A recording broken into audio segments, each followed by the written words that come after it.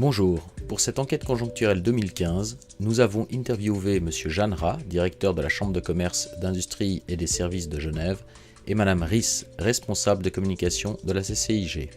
Il y a deux grandes tendances qu'on peut ressortir de l'enquête conjoncturelle 2014-2015. C'est l'amplitude croissante au sein du tissu économique genevois. Les résultats plutôt positifs sont effectivement à peu près semblables à ceux de 2013. En revanche, il y a davantage d'entreprises qui ont fait soit une très bonne année, soit à l'inverse une année très difficile.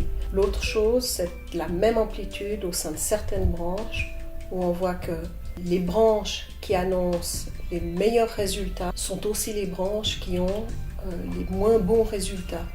C'est le cas de la banque, c'est le cas de l'horlogerie, c'est le cas du négoce international.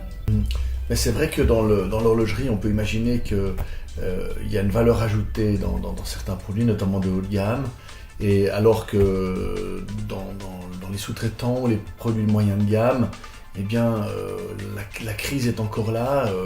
Les gens à travers le monde qui achètent des montres à plus de 500 000 francs, ils n'ont pas diminué, mais probablement que ceux qui achètent des montres à 15 ou 20 000 francs, eux ont un pouvoir d'achat qui a diminué, et donc dans cette tranche-là, on n'est plus aussi bon qu'avant la crise 2008.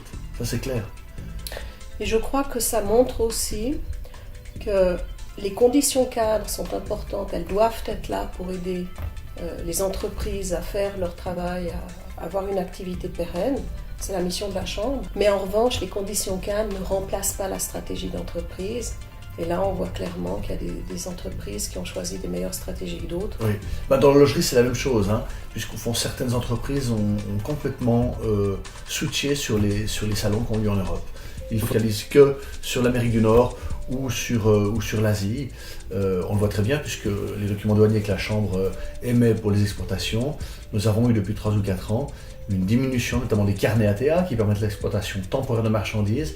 Et bien pour l'horlogerie, par rapport à l'Europe, ils ont nettement diminué, et donc il y a une stratégie volontaire de la part des horlogers, des grandes marques, des marques luxueuses, de dire au fond, on a encore un certain nombre de clients en Europe, mais ils n'investissent plus dans le marketing en Europe. Vous parliez d'optimisme modéré, je crois qu'on peut dire que c'est aussi le cas pour 2015. Alors effectivement, 40% des entreprises qui ont répondu à notre enquête l'ont fait avant le 15 janvier, donc c'est-à-dire avant l'abolition du taux plancher, mais on voit que finalement la prévision 2015, elle est relativement proche du réel 2014, avec certaines entreprises qui ont des pronostics très favorables et d'autres effectivement qui ont des pronostics plus défavorables. Est-ce que c'est peut-être un signe de la résilience de l'économie genevoise ? Un signe de la résilience, je ne sais pas. C'est vrai que